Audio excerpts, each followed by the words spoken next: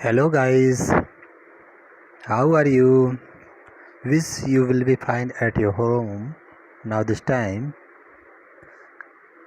students, as you know, dear, this video is related your class ninth group and the subject economics and last chapter is going on and chapter name is food security in India. बेटा जैसा कि आप जानते हैं कि fourth chapter जो food security in India है इस पर 3-4 टॉपिक्स का डिस्कशन हो चुका था। स्टोरी जो कि आपकी रामू की थी, जो कि एक रूरल कैजुअल लेबरर था, और स्टोरी एक अहमद का था जो एक अर्बन एरिया का एक रिक्शा पुलर था। और इसके आगे भी हम लोग चर्चा डिस्कशन करने वाले थे। तब तक ये टीचिंग का ट्रेंड ही बदल गया बेटा। अब आपको हमें एजू ट्रेंड ऐप्स पर जो भी टीचिंग हो रही है ये आपकी फर्स्ट एंड फॉरमोस्ट यानी फर्स्ट टाइम है, पहला दिन है मैं जो आपको बना रहा हूँ। कल मैं आपका वीडियो नहीं बना पाया था, इसके लिए मैं बहुत सॉरी हूँ, बहुत खेद है मुझे कि आपको कल मैं वीडियो नहीं बना पाया। अब आपको रिवाइज़ के लिए टाइम दिया तो अच्छी बात भी है बेटा, आपको एक दिन रिवाइज़ करने का मौका तो भी मिल गया, तो कोई बात नहीं। तो अब देखिए भाई, जब टीचिंग का ट्रेंड ही बदल गया, जो व्हाट्सएप से अब हम लोग एजू ट्रेंड ऐप्स पर अब ऑनलाइन टीचिंग और आप लर्निंग करेंगे, तो जो इंटरेक्शन होगा बेटा अब ये नए ऐप्स के थ्रू है। तो इस पर आपको जो भी वीडियो मैं अपलोड करूँगा, यूट्यूब के लिंक को मैं शेयर करूँगा आपके वीडियो में, आप जाकर के वहाँ पर डे बाय डे जो भी वीडियो बनेगा आप उसको पढ़िएगा। इसके बाद उससे रिलेटेड जो भी टॉपिक्स मैं डिस्कशन करूँगा, उससे रिलेटेड कोई भी जो इसेंशियल स्टडी मटेरियल होगा उसको स्टडी मटेरियल के लिंक पर सेंड कर दूँगा। तो आप वीडियो और स्टडी मटेरियल देखते रहिए, और टाइम पर आपका टेस्ट भी असाइनमेंट दिया जाएगा, जिसे आपको लिमिटेड टाइम के अंदर, जो भी टाइम पीरियड मैं दूंगा 1-2 दिन के अंदर आपको कंप्लीट करना होगा, ठीक है।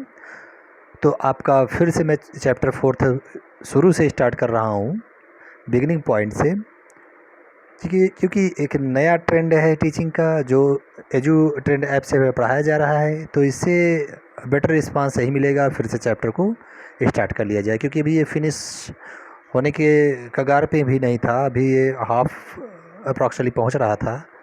तो कोई बात नहीं, 1-2 दिन में मैं कवर कर लूँगा। तो चलिए वीडियो को आगे बढ़ाते हैं। और जो भी बच्चे नए होंगे, मैं उनको ये सजेशन देना चाहता हूँ कि अगर यूट्यूब चैनल से मेरे वीडियो को देखेंगे तो इकोनॉमिक्स बाय कमलेश सर पर आप मेरे यूट्यूब चैनल को ओपन करके पुराने वीडियो को जो भी चैप्टर 3 तक हैं वो आप वहाँ से प्राप्त कर सकते हो। इकोनॉमिक्स बाय कमलेश सर, ये है मेरा जो यूट्यूब चैनल है, उस पर 1 2 3 चैप्टर का यानी पालमपुर और ह्यूमन एज रिसोर्स और पॉवर्टी एज चैलेंजेस, ये तीनों का वीडियो अच्छी तरह से आपको टॉपिक्स वाइज मिल जाएगा। और बाकी आपको जो भी अभी तक क्वेश्चन आंसर हुआ है उसका भी जो आपको राइट डाउन कराया हूँ वो व्हाट्सएप लिंक पर पड़ा हुआ है। तो जो भी आपके सिलेबस या किससे के रिकॉर्डिंग कोई भी क्वेश्चन आंसर हो जिसका कंप्लीट न हुआ हो, जल्दी से कंप्लीट कर ले, जो कि व्हाट्सएप पर सब PDF फाइल पड़ी हुई है। तो चलिए चैप्टर को आगे बढ़ाते हैं, और ये शुरुआत से आज से फिर से होगा। फोर्थ चैप्टर 4 है food security in India, Bharat में खाद्यान्न की सुरक्षा। तो खाद्यान्न की सुरक्षा बेटा, जैसे हम आम लोग यानी कि जो फार्मर होते हैं इंडिविजुअल, वो भी पूरे साल के लिए खाद्यान्न को सुरक्षित रखना चाहते हैं। तो सेम यही थिंकिंग गवर्नमेंट की भी होती है कि अपने राष्ट्र के लिए, अपने इकोनॉमी के लिए गवर्नमेंट क्या करे। कभी ऐसा सिचुएशन आ जाए, कोई भी क्लाइमेटी आ जाए, नेचुरल डिजास्टर आ जाए, अर्थक्वेक, ड्रॉट, फ्लड, सुनामी या कोई फेमाइन आ जाए जिससे स्टार्वेशन हो, तो गवर्नमेंट की भी एक लायबिलिटी बनती है ना बेटा, कि पूरा एक फूड अपने ग्रेनरीज में गवर्नमेंट स्टोर करके रखे और ऐसे क्रिटिकल टाइम पर, ऐसे सिचुएशन पर वो पब्लिक को पब्लिक वेलफेयर के अप्रोच से प्रोवाइड कराए। तो देखिए, फूड सिक्योरिटी का क्या मीन्स होता है, वो ये बताता है कि फूड की अबुडेंट क्वांटिटी में, यानी प्रचुर मात्रा में इसकी अवेलेबिलिटी हो, और फूड तक की सबकी एक्सेसिबिलिटी हो, एंड ये इतने मिनिमम प्राइस पर गवर्नमेंट प्रोवाइड करे, यानी कि सब्सिडी इंक्लूडेड प्राइस पर, मार्केट प्राइस की तुलना में कहीं बहुत कम रेट पर, जो गरीब भी परचेजेबल हो सके, अफोर्डेबिलिटी बनी रहे, यानी अवेलेबिलिटी, एक्सेसिबिलिटी एंड अफोर्डेबिलिटी, ये फूड सिक्योरिटी का मीन्स है। यानी कि प्रचुर मात्रा में अवेलेबल हो फूड देश में। 1-2 साल में कहीं अगर मान लीजिए कोई प्राकृतिक आपदा आती है या कोई भी डिजास्टर आता है, क्लाइमेटी आती है, तो इतनी क्वांटिटी में फूड रख दी जाए फूड को, जिससे कि 1-2 साल बैठकर भी हम लोग खा लें और सबकी पहुंच बने। गरीब तबके के लोग भी जो बिलो पॉवर्टी लाइन के अंडर बिलोंग करते हैं, वो भी जो भी कार्ड गवर्नमेंट इशू करे उससे वो गवर्नमेंट के जो राशन का शॉप है वहाँ पर जा कर के उनकी जाने की पहुँच बने, और वो कम से कम जो इनकम है उतने कम इनकम पर वो गेहूँ चावल अफोर्डेबल हो जाए। ये इसका मीन्स है फूड सिक्योरिटी का। और ये हर समय मिले, ये नहीं कि कभी मिल गई कभी नहीं मिली, ऑल टाइम मिलना चाहिए ऑल पीपल को। The poor households are more vulnerable of food insecurity whenever there is a problem of production or distribution of food crops। अगर प्रोडक्शन डिस्ट्रीब्यूशन में अगर कोई इनसिक्योरिटी देखने को मिलता है, या जो प्रॉब्लम हम देखने को मिलता है कि प्रोडक्शन डिस्ट्रीब्यूशन में जो लैंडलॉर्ड हैं एंड लैंडलेस फार्मर हैं, तो इसमें क्या होता है, इसमें हम देखते हैं कि लैंडलॉर्ड के पास तो सरप्लस प्रोडक्शन हो जाता है, कंज्यूम करने के अलावा जो है बहुत वो मार्केट में सेल करने के लिए सेंड कर देते हैं, भेज देते हैं, जाइए भैया इतना मेरा सरप्लस है, इतना का इनकम हो गया। लेकिन अगर जो लैंडलेस फार्मर हैं उनके लिए ये आप बहुत बड़ी प्रॉब्लम होती है, और वो फूड इनसिक्योरिटी के लिए वो वल्नरेबल ग्रुप से बिलोंग करने वाले पुअर हाउसहोल्ड पीपल कहे जाते हैं। तो ऐसे लोगों को जो कि वल्नरेबल ग्रुप से हैं, जिनके लिए फ़ूड की इनसिक्योरिटी है, उनके लिए गवर्नमेंट जिम्मा उठाए और उनको भी फूड की एक्सेसिबिलिटी प्रोवाइड करे। तो इसके लिए गवर्नमेंट क्या करती है, पब्लिक डिस्ट्रीब्यूशन सिस्टम के थ्रू, पीडीएस सिस्टम के थ्रू उनको भी फूड मुहैया कराती है, प्रोवाइड कराती है। यानी कि वे गवर्नमेंट विजिलेंस होती है, सचेत होती है, उनके पास सतर्क होती है, और एक्शन लेते हुए मिनिमम सब्सिडी इंक्लूडेड प्राइस पर उनको फूड को प्रोवाइड कराती है, और उनकी भी एक्सेसिबिलिटी, अफोर्डेबिलिटी बनाती है। यानी जब गवर्नमेंट अवेलेबिलिटी ग्रेन की अधिक होगी, तभी लोगों की एक्सेसिबिलिटी एंड अफोर्डेबिलिटी बनती है। तो फर्स्ट टॉपिक था what is food security. Food, ये तो देखो अभी तो मैं ओवरव्यू बताया कि फूड सिक्योरिटी का मीन्स क्या होता है, और फूड सिक्योरिटी के लिए गवर्नमेंट कैसे वल्नरेबल ग्रुप को, उनको भी फूड से डिप्राइव ना हो, वो स्टार्वेशन को उनको न फेस करना पड़े, नेचुरल कैलामिटी एंड डिजास्टर जो आ रहा है उससे वो प्रभावित ना हो, इसके लिए गवर्नमेंट लाइबिलिटी अपनी समझती है, और विजिलेंस के होते हुए, एक्शन लेते हुए ये प्लानिंग के थ्रू उनको भी फुलफिल कराती है। What is food security. Food security means वही बेटा जो अभी मैं बताया कि फूड सिक्योरिटी क्या मीन्स होता है, availability, accessibility and affordability. Availability means हमेशा फूड इकोनॉमी में यानी कंट्री में रहे, जिससे कि कभी नेचुरल डिजास्टर एंड कैलामिटी आए, जैसे अर्थक्वेक, ड्रॉट, फ्लड, सुनामी या फेमाइन आए, तो स्टार्वेशन से लोग न मरें, इसलिए प्रचुर मात्रा में फूड ग्रेनरीज गवर्नमेंट अपने ग्रेनरीज में स्टोर करके रखे, 1-2 साल के लिए स्टोर करके रखें। और लोगों की फूड एक्सेसिबिलिटी राशन कार्ड को बना करके पहुंच बनाई जाए। अफोर्डेबिलिटी मीन्स वो होता है कि मिनिमम इनकम पर भी वो गेहूँ चावल को 2 रुपये गेहूँ और 3 रुपये चावल को परचेज करने के लिए वो परचेजेबल हो।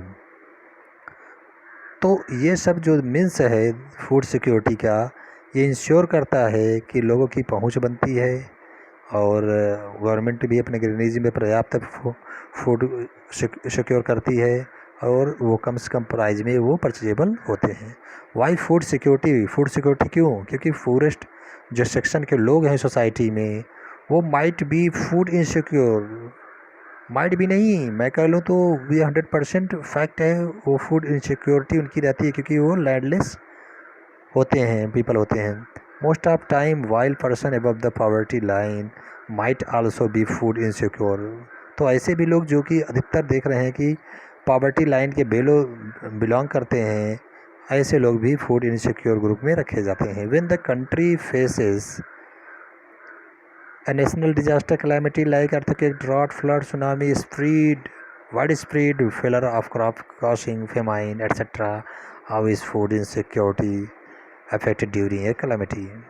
कराए ऐसे समय जबकि प्राकृतिक आपदा या कोई प्राकृतिक विनाश अगर कोई आ जाए, जैसे अर्थक्वेक हो गया, बाढ़ आ गया और सूखा पड़ गया, सुनामी आ गई, ये सब फैलने से क्रॉप मान लीजिए आपका डिस्ट्रॉय हो जाता है, इससे आपको अकाल पड़ जाता है, न तो फूड मिलता है न तो आपको वाटर मिलता है, सब चीज़ की स्कैर्सिटी हो जाती है, तब गवर्नमेंट ही इसकी पूरी फुलफ़िल करने को तैयार होती है। ड्यू टू नेचुरल कैलेमिटी से drought total production of food grain decreases.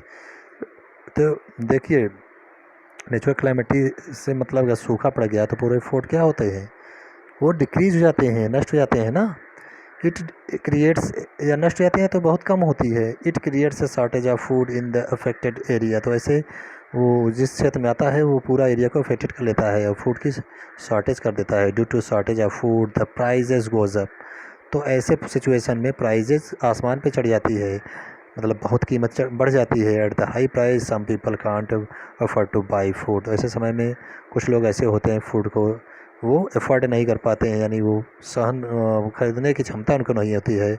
If such calamity happen in a very wide spread area और is stretched over a longer time period, बहुत अगर लंबे एरिया में ऐसे मान लीजिए आ गई सूखा, बाढ़ आ गया या बहुत लंबे टाइम तक रुक गई, इट में causes A situation of starvation. तो ऐसे समय में ये भुखमरी को पैदा कर देता है। Massive starvation might take a term of a mine.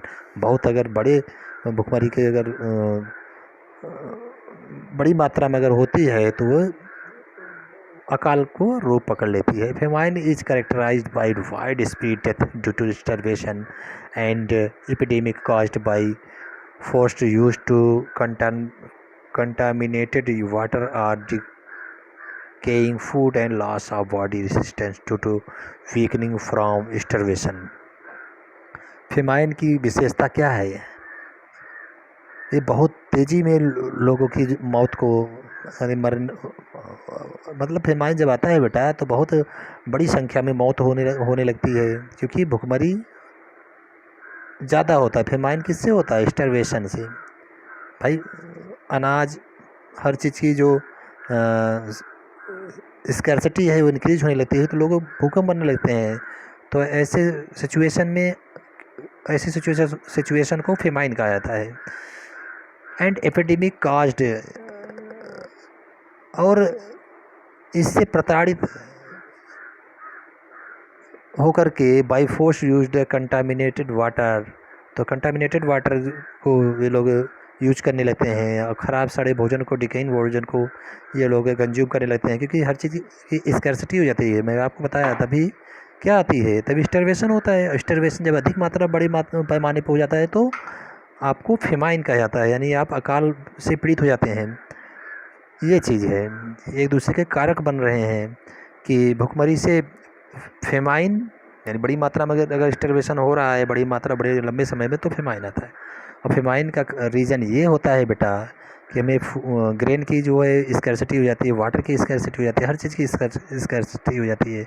इससे आपका बॉडी रेसिस्टेंस जो होता है वीकनिंग होने लगता है, कैसे स्टार्वेशन से ये सब की फुलफिल नहीं होगा है तब तो आपको बॉडी रेसिस्टेंस आपका वीक होगा ही ना। The most devastating famine that occurred in India was the famine of Bengal in 1943। तो अभी तक सबसे बड़ा जो अकाल पड़ा था बंगाल में 1943 में, भुखमरी वाला जो अकाल पड़ा था वो अकर्ड हुआ था। This famine killed 30 lakh people in the province of Bengal. देखो ये डेटा दे रहा है कि 30 लाख पीपल जो है इस बंगाल के प्रांत में तब अकाल से मरे।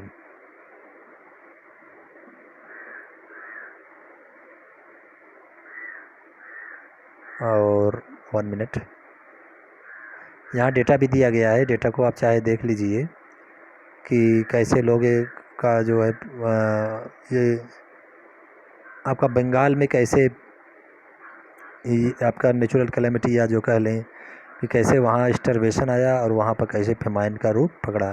तो देखिए कहीं पर प्रोडक्शन जो 1938 से लेकर 1943 तक यहाँ डेटा दिया गया है। इधर प्रोडक्शन लाख टन में है, इंपोर्ट जितना किया गया, एक्सपोर्ट कितना हुआ, हाँ। उसके बाद टोटल अवेलेबिलिटी जो है प्रोडक्शन, ये प्रोडक्शन है राइस का बंगाल प्रांत का। तो देखिए कहीं पर ये 1938 में 85 था, 1939 79 हुआ, फिर 1940 में 82 हुआ, 1941 में 68, फिर ऐसे घट बढ़ रहा है ना। इससे इंपोर्ट भी देखिए आपका घट ही रहा है क्योंकि प्रोडक्शन पहले की तुलना में 85 थी 1938 में, 1943 में 76 हो गई। तो इंपोर्ट घटा, एक्सपोर्ट भी घटेगा, जाहिर सी बात है। तो ये अब इसलिए है बेटा कि टोटल प्रोडक्शन भी घटेगा ही। ये देखिए प्रोडक्शन कितना तेज़ी से घटा क्योंकि पॉपुलेशन भी बहुत तेज़ी से बढ़ रही है। तो पूछ रहा है do you know where who were affected the most by the famine. क्या आप जानते हैं सबसे ज़्यादा प्रभावित who were affected the most by the famine, कौन ग्रुप जो है सबसे ज़्यादा अफेक्टेड हुआ था फेमाइन से, अकाल से। एग्रीकल्चर लेबरर हुए थे, fisherman, transport worker and other casual labourer were affected the most of dramatically increasing price of rice. तो प्राइस ऑफ राइस का इंक्रीजिंग होना इसलिए हुआ बेटा क्योंकि डिमांड अधिक और सप्लाई कम हो गई। किसी वस्तु की मान लीजिए सप्लाई डिमांड बराबर है तो प्राइस एक पार्टिकुलर टाइम पे कांस्टेंट रहती है, लेकिन सप्लाई नहीं इनकी जो पा रही है, डिमांड दिनों दिन रात चौगुनी बढ़ रही है तो उस वस्तु की कीमत बढ़ जाती है। ये है, ठीक है। तो इसके बाद आप लोग ये भी देखे थे कि कैसे ये बंगाल में फेमाइन आया तो उसका क्या घटना हुई भारत में। But it is disturbing to note that even today, आज भी डिस्टर्ब किया हुआ है जो बंगाल में फेमाइन आया था। There are places like Kalahandi and Kashipur in Orissa where famine like conditions have been existence for many years and where some starvation deaths have also been reported. तो देखिए उड़ीसा में भी जो आया था फेमाइन, तो वो भी in Orissa where famine like condition have been existence for many years, कई सालों तक जो है ये प्रभावित किया था भुखमरी को, जो कि रिपोर्ट में दिखाया गया है। Starvation death are also reported in barren place, जैसे कि डिस्ट्रिक्ट बैरन जो डिस्ट्रिक्ट है राजस्थान का, वहाँ भी स्टार्वेशन से वो रिपोर्ट किया जाता है।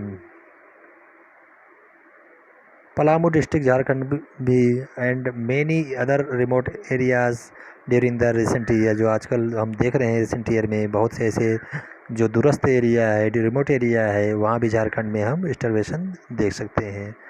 जो कहीं ज़्यादा मात्रा में स्टार्वेशन हो जाता है तो वही फेमाइन हो जाता है। Therefore food security is needed in country and to ensure what it all times. इसलिए हम लोगों के फूड सिक्योरिटी जो कंट्री में बहुत इसेंशियल है, ये हमेशा सभी पब्लिक को इंश्योर हो, यह फोकस करना चाहिए, गवर्नमेंट करती भी है। तो बेटा आज इतना ही। कल आपका third topic who are food insecure, कौन कौन से फूड इनसिक्योर ग्रुप में आते हैं, वल्नरेबल ग्रुप में आते हैं, ये पढ़ेंगे। उसके बाद आपका स्टोरी रामू का चलेगा, उसके अहमद का चलेगा। तो आज का फर्स्ट वीडियो है ये आपका एजुटेंट पर, इसलिए आज इतना ही, क्योंकि आपको जानते हैं इसको हमें फिर से यूट्यूब पर अपलोड करना होगा, उसके बाद हमें आपके एजुटेंट पर इसको लिंक भेजना होगा। तो thank you for watching this video, bye.